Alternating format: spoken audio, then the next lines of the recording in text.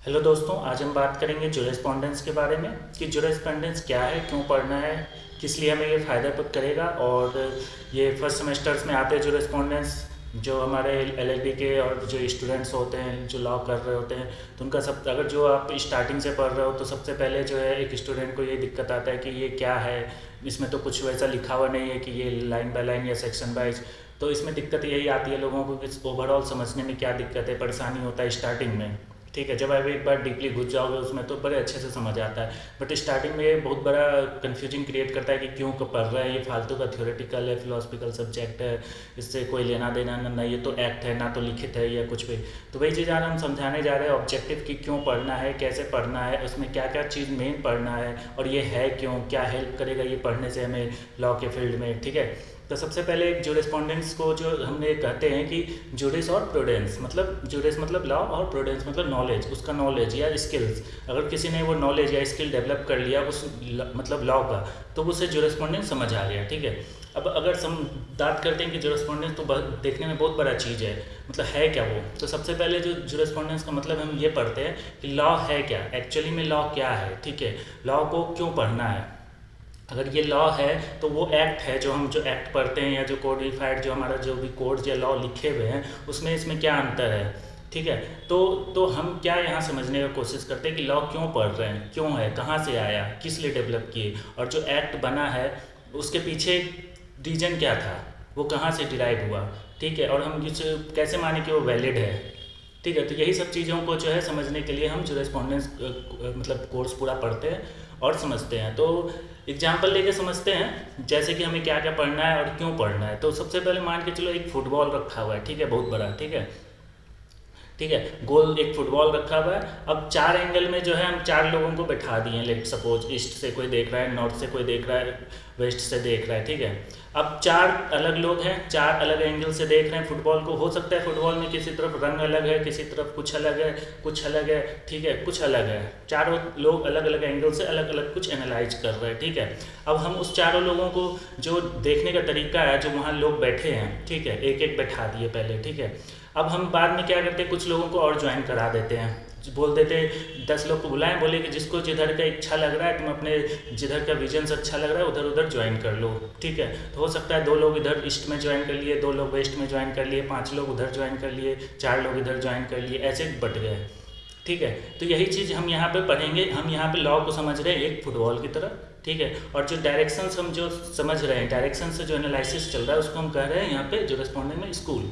ठीक है, तो अगर वहाँ 4 बंदे बैठ गए तो वो एक स्कूल हो गया, मान के चल रहा है। ठीक है, इधर एक 4 बंदे या 3 बंदे बैठे हैं, उसको हम स्कूल के लिए मतलब 4 स्कूल हो गए हमारे हिसाब से। ठीक है, अब क्या है, हर स्कूल के तरफ से अलग अलग व्यू मिल रहा है। ठीक है, तो वो हर चीज़ को एनालाइज कर रहे हैं उधर से कि वो फुटबॉल कैसा है। ठीक है, तो इधर से एनालाइज हो रहा है, इधर से एनालाइज हो रहा है, इधर से एनालाइज हो रहा है और उधर से एनालाइज हो रहा है। तो ये 4 स्कूल हो गए, लेट सपोज। ठीक है, अब उसके अंदर जो बैठे हैं 4 लोग, 2 लोग, 3 लोग, ऐसे ऐसे करके वो लोग हमारे हो गए जूरिस्ट्स हो गए या थिंकर्स हो गए उस स्कूल के, क्योंकि वो इस स्कूल में ज्वाइन किए।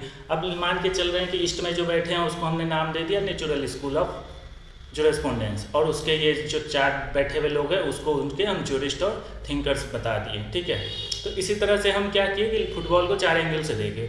अब आ रहा है कि फुटबॉल में हो सकता है 4 एंगल की जगह हम 2 और एंगल जोड़ दिए, 6 एंगल से देख रहे हैं, 10 एंगल से देख रहे हैं, ऊपर से कोई देख रहा है, तो हो सकता है मल्टीपल तरह से उस लॉ को यानी उस फुटबॉल को लोग अलग अलग तरह से एनालाइज कर रहे हैं, और कुछ कुछ लोग उसमें ज्वाइन हो रहे हैं। जैसे मैंने पहले इस एंगल से देखा, हो सकता है 4 लोग और मेरे को ज्वाइन किए, नहीं तुम्हारे तरफ से देखने का अच्छा नज़रिया नज़र आ रहा है। जैसे होता है कैसे 4 बालकनी है घर में, किसी एक से व्यू अच्छा आ रहा है तो मेरा मन करेगा अरे उस बालकनी में जाके खड़ा रहे। ठीक है, तो सेम उसी तरह से, तो जिसको जो इच्छा हुआ उस स्कूल को आप फॉलो किए और उसको ज्वाइन किए। ठीक है, तो यही चीज़ है हमारा यहाँ पे स्कूल और जुरिस्पोंडेंस में जो हमारा जूरिस्ट जो थिंकर्स कहलाते हैं स्कूल के। ठीक है, तो जैसे हम एग्जाम्पल में ले लिए नेचुरल स्कूल, ठीक है, analytical school, pure law theory, Marxist theory, ठीक है, सोशियोलॉजिकल स्कूल। तो इस तरह से प्योर लॉ थ्योरी, तो बहुत सारे अलग अलग जो एनालाइज कर रहे थे, बट उनका अल्टीमेट गोल क्या था, फुटबॉल को देखना। तो यहाँ भी हमारा अल्टीमेट गोल वही है कि लॉ को समझना। ठीक है, और वो सारे एंगल से। ठीक है, तो अब हमें सिर्फ एक स्कूल नहीं पढ़ना है, क्योंकि हम एक एनालिसिस देख पा रहे हैं, हम मतलब लॉ को एक पार्ट से देख पाएंगे। ठीक है, सारे पार्ट हमारे लिए चूक जाएंगे। ठीक है, तो इसीलिए यहाँ पर हम क्या करते हैं, सारे स्कूल को कवर करते हैं, मेजर स्कूल्स, क्योंकि हो सकता है 2 एंगल जो है कोलैप्स कर रहा हो, तो उन लोगों का हो सकता है थ्योरी मिल रहा होगा। तो इसलिए अगर हम मेजर जो कोलैप्स कर रहा है उस रीजन को पढ़ रहे हैं, जैसे मान लो नेचुरल स्कूल है, उसमें फिलोसफिकल का भी थोड़ा सा कॉन्सेप्ट है। ठीक है, फिलोसफिकल नेचुरल को सिमिलर मान सकते हैं थोड़ा। ठीक है, तो इस तरह से जो है हम चारों तरफ से जितने भी एनालिसिस पार्ट है उन सबको स्कूल कहेंगे, और जो लोग उसके हैं उनको हम जो है ज्यूरिस्ट जो ज्वाइन किए होंगे उनको हम थिंकर्स कहेंगे उस स्कूल के। ठीक है, तो अब आते हैं, जैसे हम सबसे पहले अगर लेके चलो कि नेचुरल लॉ स्कूल क्या है। ठीक है, नेचुरल लॉ स्कूल ने कहा कि जो है जो हमारा जो लॉ है वो डिवाइन से आया है। ठीक है, मोरालिटी पे डिपेंड करता है, एथिक्स पे डिपेंड करता है, रीजनिंग पे डिपेंड करता है, जस्ट अनजस्ट पे डिपेंड करता है। वही देन हमारे जो आए एनालिटिकल स्कूल के फाउंडर, ठीक है, जॉन ऑस्टिन। ठीक है, जॉन ऑस्टिन ने कहा नहीं जी, लॉ जो है इधर उधर से कहीं से नहीं है, लॉ जो है सीधा एक कमांड है।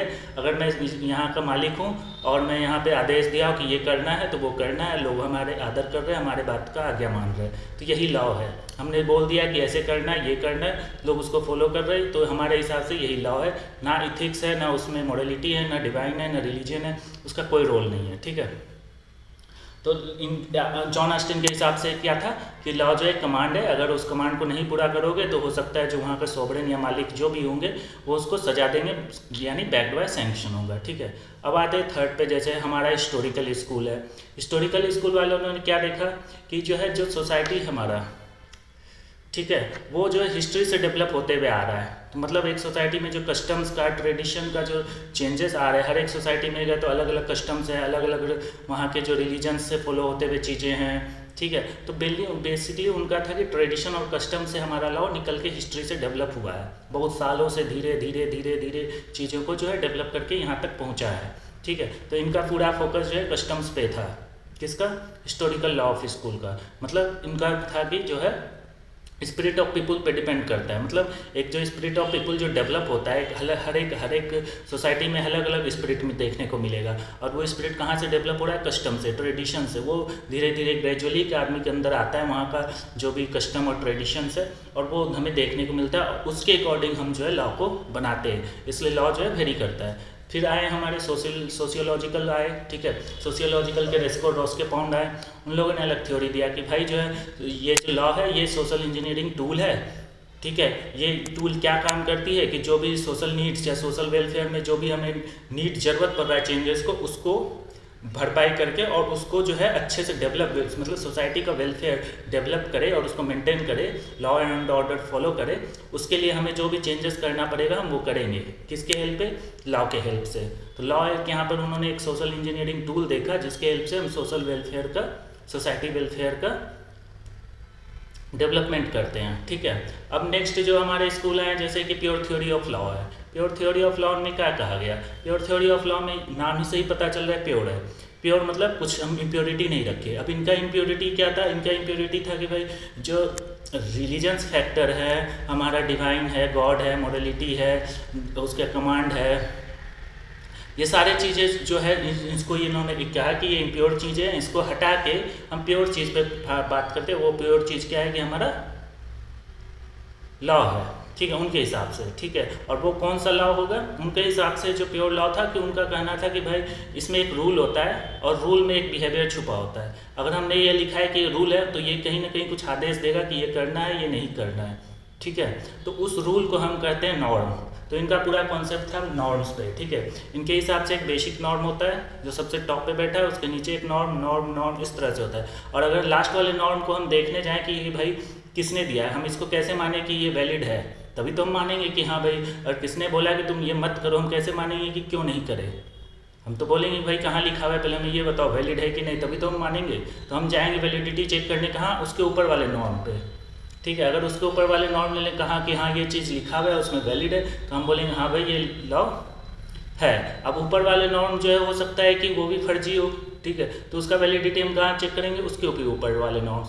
तो ऐसे ऐसे एक चेन बना होता है, जो सबसे टॉप पे रहता है उसको ग्रैंड नॉर्म कहते हैं और उसको बेसिक नॉर्म कहते हैं, ठीक है। सबसे जो नीचे वाला होता है वो रूल हम जो मानते हैं, उसमें जो बिहेवियर छुपा हुआ है, ठीक है, उसको हम फॉलो करते हैं। और बाकी अगर वैलिडिटी चेक करना है तो आप ऊपर ऊपर नॉर्म्स जाते जाए। एग्जाम्पल में आप देख लो कि जैसे इंडिया में होता है कि जो है पार्लियामेंट ने कोई एक्ट बनाया, एक्ट के अंदर कुछ रूल्स है, रूल्स को अथॉरिटी के पास भेजा जाता है, अथॉरिटी बोलता है कि ये करो, नहीं करेगा तो फिर जो है हमें पनिशमेंट बोलता है। हम बोलते हैं वैलिडिटी कहाँ है, ये वैलिड है कि नहीं है, तो फिर बोलता है जाओ चेक करो। तो हम देखते हैं अच्छा हाँ ये तो लिखा हुआ है, और अगर वो एक्ट लिखा हुआ है तो उस एक्ट को किसने पास किया है, तो पार्लियामेंट ने पास किया है। और पार्लियामेंट का वैलिड है तो बोलेंगे हाँ वैलिड है, कॉन्स्टिट्यूशन के हिसाब से वैलिड है। और बोलेंगे कॉन्स्टिट्यूशन वैलिड है तो हम बोलेंगे हाँ तुमने तो एक्सेप्ट किया है, तभी तो कॉन्स्टिट्यूशन एक्सेप्ट है। तो यहाँ पे जो एक्सेप्टेंस बाय मी है वो हमारा ग्रैंड नॉर्म है कि मैंने ही उसे वैलिड बनाया हुआ है कॉन्स्टिट्यूशन को, और कॉन्स्टिट्यूशन ने पार्लियामेंट को वैलिड बनाया हुआ है, और पार्लियामेंट ने जो है उसको वैलिड बनाया हुआ है एक्ट को, और एक्ट ने अथॉरिटी को वैलिड बनाया हुआ है, और अथॉरिटी ने जो रूल निकाला हुआ है वो से हमें फॉलो करना है। तो ये प्योर थ्योरी ऑफ लॉ था। अब आते हैं बात रियलिस्टिक जो स्कूल्स हैं हमारे, वो क्या सोचते हैं। वो क्या सोचते हैं कि सब कुछ रियल चीज़ जो हो रहा है उस पर फोकस करो ना, ये फालतू का लॉ, ये जो लिखा है वो है, एक्शन है, कहाँ से आया, क्यों आया, कहाँ ध्यान देना है। जो चल रहा है कोर्ट में जाके खड़ा हो जाओ, वहीं पर लॉ दिख जाएगा तुम्हें, ठीक है। तो उनका मानना है कि जो कोर्ट में चल रहा है, जो जज डिसीजन ले रहा है, जो जुडिशियल के पूरा जो एक्टिविटी हो रहा है लीगल सिस्टम के अंदर, जो एक्टिविटी जुडिशियल का हो रहा है, उसमें जो चीज़ बोला जा रहा है, जो चीज़ हो रहा है, जो चीज़ तुम पे लग रहा है, वो लॉ है। अगर वो जज बोल रहा है कि ये मत करो तो वो लॉ है, अगर जज बोल रहा है कि ये करो तो वो लॉ है। क्योंकि लिखा होने से कोई फ़र्क नहीं पड़ता, क्योंकि लिखा तो बहुत कुछ है, उसको रियल लाइफ में जब तुम इम्प्लीमेंट कर रहे हो तो जो भी जुडिशियल डिसीजंस होंगे और जो प्रेसिडेंट्स बिहाफ पे जो सुनाए जाते हैं, वो कंपेयर करके पीछे बहुत सारी चीज़ें क्या होती है कि नहीं लिखा हुआ है कानून में, बट जो है एक जजमेंट जो है डॉक्ट्राइन बन के रहता है, ताकि हम जो उसका रेफर करके उस केस में ऐसा हुआ था उसके बिहाफ पे हम इसमें सुनाते हैं। तो उस केस में तो हमारा फेल हो जाएगा कि लॉ तो लिखा हुआ नहीं है किसी कमांड के द्वारा, फिर भी हम क्यों लगा रहे, ठीक है। तो उस केस में होता है कि जो जज जो पहले पीछे सुनाया है जो किस्सा, उसके रेफरेंस पे भी, और जो अभी सुना रहा है उसको हम लॉ कर रहे हैं, ठीक है। तो ये था रियलिस्टिक। अब मार्क्सिस्ट जी आए, मार्क्सिस्ट थ्योरी ने, उन्होंने अपना एक मार्क्सिस्ट स्कूल बना दिया, ठीक है, कार्ल मार्क्स ने। तो कार्ल मार्क्स ने अपना एक थ्योरी लेके आए कि जो है यहाँ मतलब थ्योरी कुछ नहीं था, उनका एक कॉन्सेप्ट लेके आए कि जो लॉ जो अभी दिख रहा है वो लॉ बेसिकली जो है वो क्या है कि जो इकोनॉमिक क्लास है, हाईली इकोनॉमिक क्लास है सोसाइटी के, उन्हीं को बेनिफिट्स पहुंचा रहा है, ठीक है। तो मतलब जो लॉ जो बना रहे हैं वो भी जो है अपने फ़ायदे के लिए बना रहे हैं, जो अमीर लोग हैं, क्योंकि उस समय गरीब लोग के पास सिर्फ क्या होता था, दिहाड़ी होता था, और जाते थे काम करते थे, ना ढंग से ज़मीन है, ना कुछ है, ना रहने के लिए कुछ है, तो उनके पास कुछ है ही नहीं। तो ज़मींदार अलग थे, वो कंपनी के मालिक अलग थे, तो वो सब जो भी लॉ होता था वो अपने अकॉर्डिंग अपने फ़ायदे के लिए करते थे। अब कुछ भी प्रॉपर्टी से रिलेटेड रूल आया तो उनको फ़ायदा हो रहा है, इनको तो किसी कोई फ़ायदा नहीं। तो वही चीज़ इनका देखने का तरीका था कि जो है जो हमारा लॉ है वो जो है सिर्फ इकोनॉमिक क्लासों को फ़ायदा कर रहा है, ठीक है, जो इकोनॉमिक क्लास के लोग हैं उनको फ़ायदा पड़ रहा है। तो इनका डिमांड ये था कि भाई जो है क्लास को जो इक्वल करो, ठीक है, इक्वलिटी लेवल पे देखो, ताकि हर लोगों को जो है पहले क्लास को इक्वल करो, ठीक है, जिससे क्या होगा कि जो हर एक क्लास को सेम जो है लॉ का बेनिफिट्स मिल सके, ठीक है। तो ये था हमारा प्योर। फिर आता है फेमिनिस्ट स्कूल है, एक फेमिनिस्ट स्कूल ने भी यही कहा कि भाई वो जेंडर पे इक्वलिटी का बात हुआ, क्योंकि जो है हर चीज़ जो है मेल ने बनाया, सारे कॉन्स्टिट्यूशन में मेल जब बन रहा था तब मेल का वैल्यू ज़्यादा था, मतलब जो भी है जहाँ पहले लेजिस्लेटिव और जो सब जगह जो है मेल्स का मतलब वो डोमिनेट ज़्यादा था, तो ठीक है। तो उनका था कि वुमेन्स को भी आगे लाया जाए, उनके मतलब उनके लिए लिखा हुआ भी बहुत कुछ है, बट जो है वो उन तक पहुँच नहीं पा रहा है बेनिफिट्स, तो उनके लिए उन लोगों का आवाज़ समय समय उठाया गया, ठीक है। तो उसी सब को जो ज्यूरिस्ट और जो भी लोगों ने उठाया उनका आवाज़, उनको फेमिनिस्ट स्कूल में रखा गया था, ठीक है, कि उनकी डिमांड था कि जेंडर इक्वलिटी होना चाहिए, हर चीज़ में वुमेन्स को भी उतना इक्वल मिलना चाहिए, और लिखा हुआ जो है उसके हिसाब से उनको बेनिफिट्स मिलना भी चाहिए, ऐसा नहीं कि सिर्फ लिख दिए और मिला नहीं। तो ये सब उन लोगों का डिमांड था, ठीक है।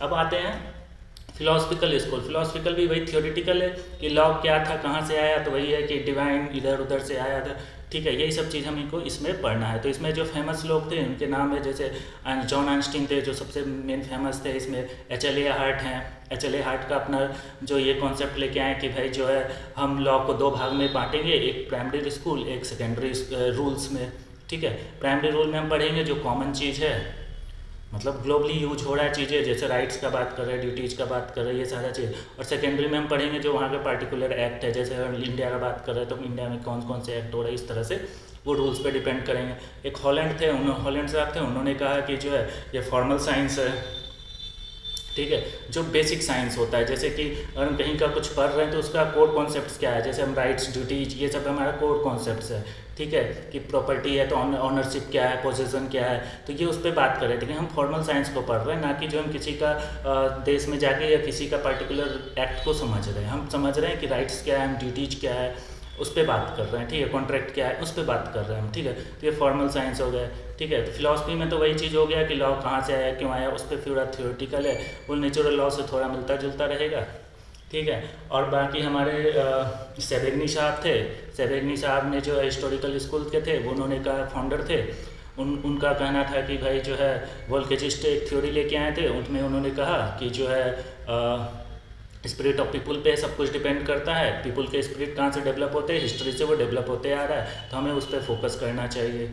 तो यही सारी चीज़ें जो है इसको एक जो रेस्पॉन्डिंग्स के अंदर हम पढ़ने को देखते हैं, ताकि जो हम एक फुटबॉल को एक लॉ की तरह देखें, तो हम क्या होता है कि चारों एंगल, अगर हम एक किसी स्कूल को फोकस करें तो आज की जो मॉडर्न है वो उसको फिट नहीं बैठेगा। अगर हम एनालिटिक या हिस्टोरिकल किसी को भी एक उठा ले और बोले कि आज का मॉडर्न के साथ फिट बैठ रहा है, नहीं बैठेगा। तो इसीलिए हमें क्या है कि चारों एंगल, मतलब चारों कहने का मतलब सारे तरफ से जो है हमें लॉ को समझना होगा कि सब लोगों ने क्या क्या एनालाइज किया, ठीक है, तब हमें समझ आएगा कि एक्चुअल में लॉ क्या है। क्योंकि लॉ में अभी के मॉडर्न के हिसाब से सब कुछ है, एनालिटिक भी है, कमांड भी है, नेचुरल से भी आया है, ठीक है, उसमें रिलीजियस बेस्ड भी है, ठीक है, कस्टम बेस्ड भी हमारे पास है लॉ, ठीक है।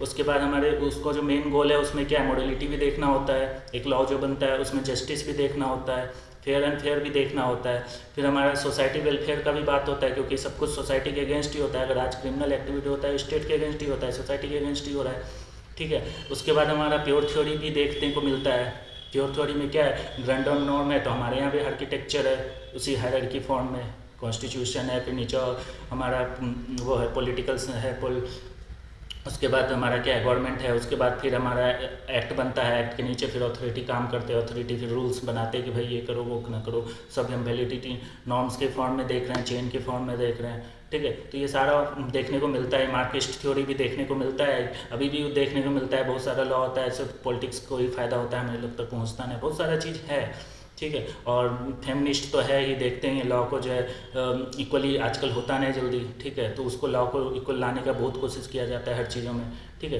तो बहुत तरह से सब चीज़ों को देखा जा रहा है, ठीक है। हिस्टोरिकल भी है क्योंकि सारा हिस्ट्री से ही आया है सब कुछ, जैसे फैमिली लॉ में हम कुछ सक्सेशन है, इनहेरिटेंस है, बहुत सारा चीज़ें हैं जो हमें हिस्टोरिकल से भी आया है, नेचुरल से भी हम लिए हुए हैं, मोरलिटी को भी देखते हुए। तो आज का जो मॉडर्न लॉ है उसमें सब कुछ का फिट बैठना जरूरी है, सबको लेके चलना है। इंटरनेशनल लॉ भी हमें समझना होता है, ऐसा नहीं कि सिर्फ यहाँ का लॉ समझ लिए और दूसरे कल्चर में क्या चल रहा है उनका हमें पता ही नहीं है, ठीक है। तो इंटरनेशनल लॉ भी इसलिए इंपॉर्टेंट है क्योंकि जो जैसे हमारा कॉन्स्टिट्यूशन बना तो बहुत चीज़ों को विदेश से भी लाया गया। अगर सिर्फ उठा के यहाँ ला के लिख देते और या फिर उसको ला के बोलते कि जापान का ये लॉ है इसको फॉलो कर लो, इंडिया में हो नहीं सकता है, क्योंकि उसको ला के फिर यहाँ के रिलीजन और यहाँ के कास्ट, यहाँ पे जो भी ट्रेडिशन है सबको देखते हुए उनको हिसाब से चेंज करना पड़ता है, ठीक है। तो इसीलिए अगर हम नया कानून बना रहे हो, लेट सपोज आप नया कानून बना रहे हो, तो आपको सब चीज़ों का समझ होना चाहिए कि आपको हिस्टोरिकल है क्या है, जस्टिस क्या है, कमांड क्या है, वो सब कुछ। अगर आप एक लॉयर बन रहे हो तो आपको जो है ये पता होना चाहिए कि ये जो एक्ट लिखा हुआ है इसका जो हम यहाँ पे लगाएंगे क्यों लगा रहे हैं, इससे क्या मिलेगा।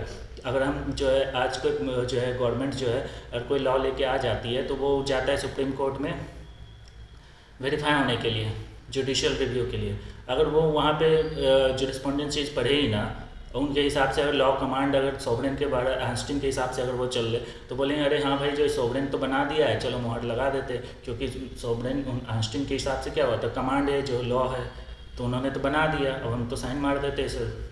तो वहाँ पर यही चीज़ तो चेक किया जाता है कि क्या वो मॉडल है, जस्टिस देगा कि नहीं देगा, वो लोगों के हित में है कि नहीं है, क्या पता वो रिलीजन्स के अगेंस्ट हो, क्या पता कुछ ऐसा हो कि जो वो ट्रेडिशन के अगेंस्ट हो, इंडिया के जो ट्रेडिशंस है उनके अगेंस्ट हो। तो ये सब चीज़ अगर ना देखे, अगर हम ना पढ़े, तो वो जो जज होंगे, वो जो लॉयर होंगे या जो भी जज होंगे जो फैसला ले रहे हैं या देख रहे हैं, जुडिशियल रिव्यू कर रहे हैं, वो तो कर ही नहीं पाएंगे ना, क्योंकि उनके हिसाब से जो किताब में लिखा है वही लॉ है। अब किताब तो छाप दी गवर्नमेंट ने एक्ट बना के, तो आप तो बस साइन मारोगे, बोलोगे।